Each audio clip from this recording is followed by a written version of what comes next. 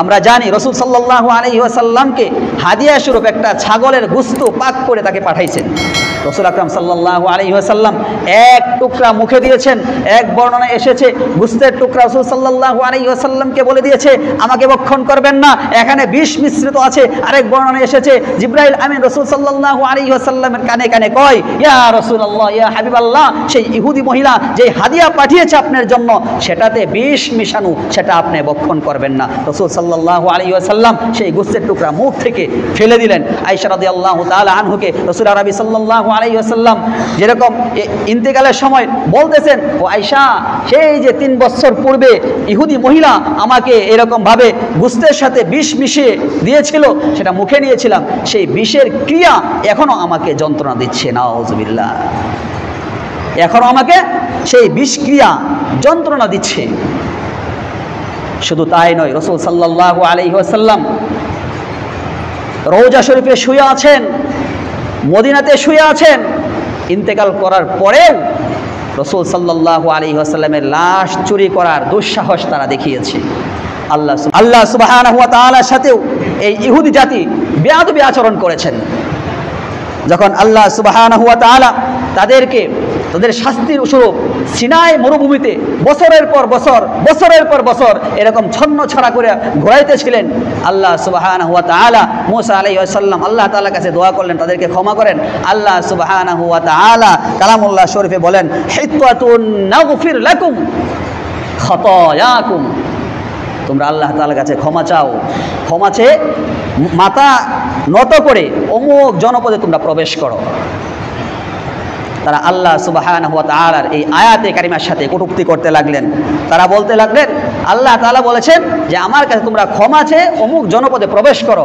তারা বলতেছে হিনতাতুন হিনতাতুন হিনতাতুন, আল্লাহ আমাদেরকে গম দাও, আল্লাহ আমাদেরকে গম দাও। বুঝতে পারছেন? আল্লাহ তাআলা কইছে যে আমার কাছে ক্ষমা চাইয়া অমুক জনপদে তোমরা মাথা নত করে শির নত করে প্রবেশ করো। আর তারা বলতেছে আল্লাহ আমাদেরকে তুমি গম দাও, গম দাও, গম দাও। আল্লাহ সুবহানাহু ওয়া তাআলার আয়াতের সাথেও তারা উপহাস করতে ছাড়েনি। তারা এরকম হযরতে জাকারিয়া আলাইহিস সালামকে করাত দ্বারা দ্বিখণ্ডিত করেছিলেন। ইয়াহইয়া আলাইহিস সালামকে তারা হত্যা করেছে, শহীদ করে দিয়েছে। শুধু তাই নয়, এই বনি ইসরাইল জাত ইহুদি জাতি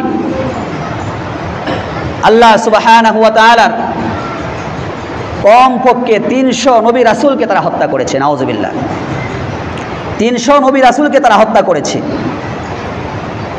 শেষ পর্যন্ত আমাদের পয়গম্বর জনাব মুহাম্মদ রাসূলুল্লাহ সাল্লাল্লাহু আলাইহি ওয়াসাল্লামকে হত্যা করার মতো ষড়যন্ত্র করেছে। তারা একদিন দুই ব্যক্তির মাঝে ঝগড়া হলো, রাসূল সাল্লাল্লাহু আলাইহি ওয়াসাল্লামকে বিচারক হিসাবে নেবে মীমাংসা করার জন্য আগে থেকেই লোক সেট করা। তারা আগে থেকেই এরকমভাবে আলোচনা করেছে যে মুহাম্মদকে দেয়ালের কাছে আইনা বসাবো, আর উপরে বিশাল বড় এক পাথর রেখে দিয়েছে। যখন মুহাম্মদ বিচার কার্য করবে উপর থেকে পাথর ছেড়ে দিব, আমাদেরও দোষ হবে না, আমরা বলবো উপর থেকে পাথর ছুটে মুহাম্মদ ইন্তেকাল করেছে। কিন্তু আল্লাহ সুবহানাহু ওয়া তাআলা যাকে পৃথিবীতে বাঁচিয়ে রাখবেন তাকে হত্যা করার মতো কাহারও শক্তি নেই। আল্লাহ সুবহানাহু ওয়া তাআলা ওহির মাধ্যমে রাসূল আরবি সাল্লাল্লাহু আলাইহি ওয়াসাল্লামকে জানিয়ে দেন আপনি সেখানে যাবেন না। রাসূল সাল্লাল্লাহু আলাইহি ওয়াসাল্লাম সেখানে গেলেন না। শুধু তাই নয়, এক ইহুদি মহিলা, আমরা জানি রাসূল সাল্লাল্লাহু আলাইহি ওয়াসাল্লামকে হাদিয়া স্বরূপ একটা ছাগলের গোশত পাক করে তাকে পাঠাইছেন। রাসূল আকরাম সাল্লাল্লাহু আলাইহি ওয়াসাল্লাম এক টুকরা মুখে দিয়েছেন।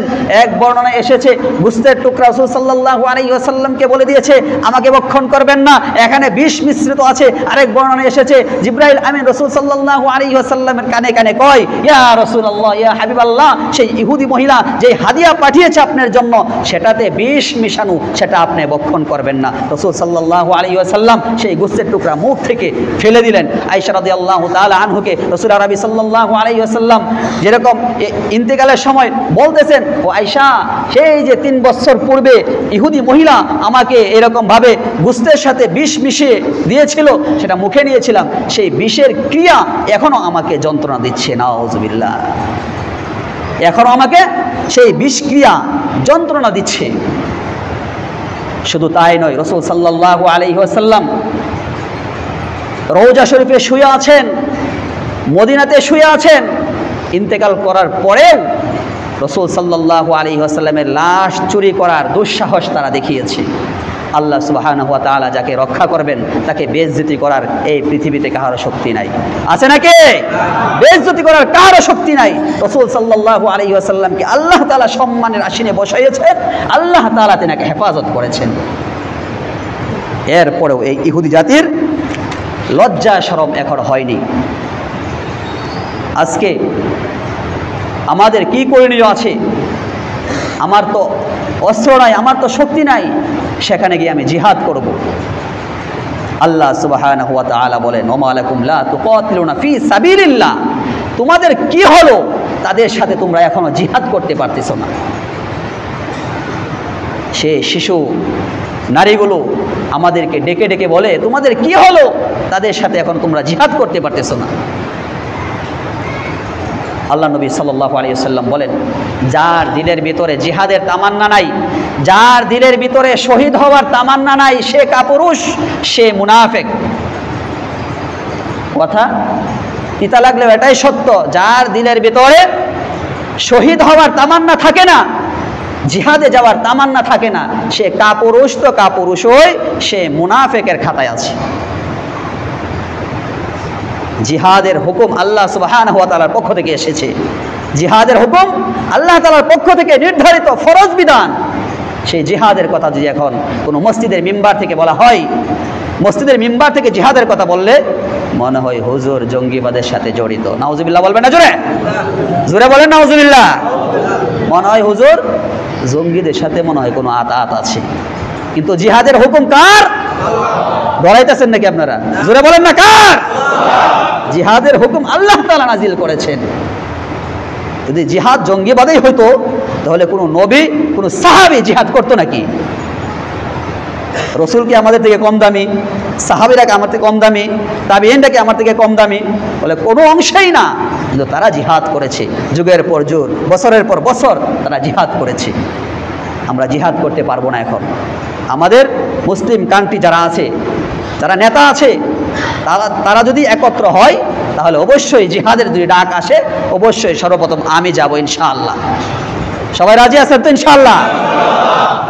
আল্লাহ তাআলা কবুল করুন।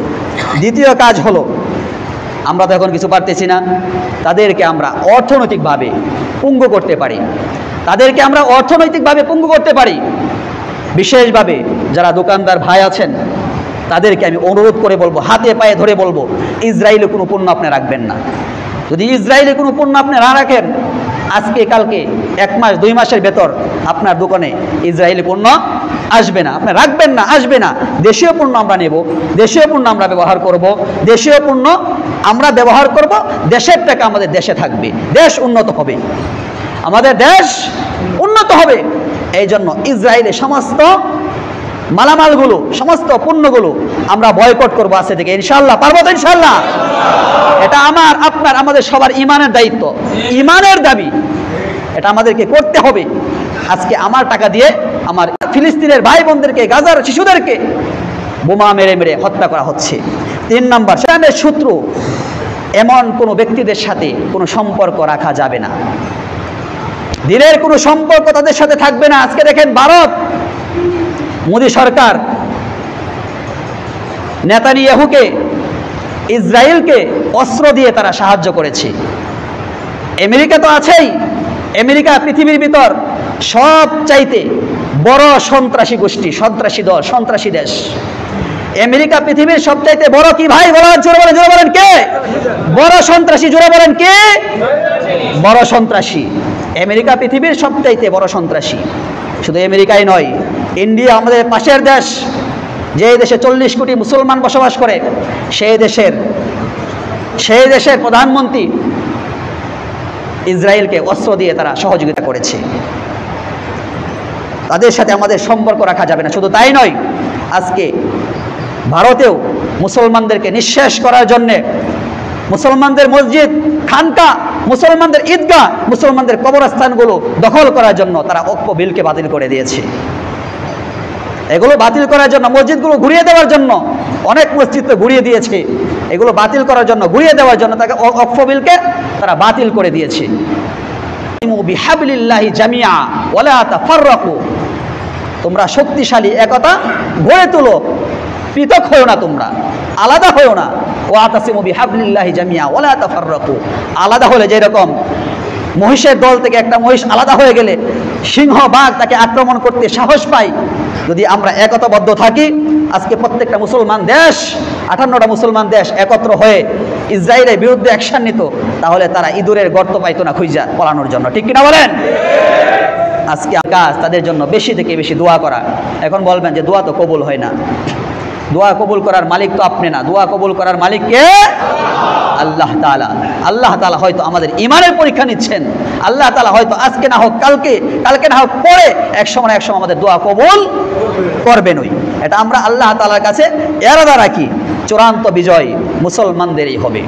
আল্লাহ নবী সাল্লাল্লাহু আলাইহি ওয়াসাল্লাম হাদিস শরীফে ইরশাদ করে গিয়েছেন, ইহুদির জাত, ইহুদির গোষ্ঠী এরকমভাবে গাছের নিচে পলায়ন করবে, গাছের আড়ালে পলায়ন করবে, গাছ ডেকে রেখে বলবে আমার পিছনে ইহুদি, হ্যাঁ মুসলমান জাতি, তোমরা তাকে কতল করে দাও, তোমরা তাকে হত্যা করো। এরকম পাথরের আড়ালে তারা পলায়ন করবে, পাথর ডেকে রেখে বলবে ও মুসলমান জাতি, হ্যাঁ মুসলমান, তোমরা এই ইহুদিকে হত্যা করো। চূড়ান্ত বিজয় মুসলমানদের হবে ইনশাআল্লাহ।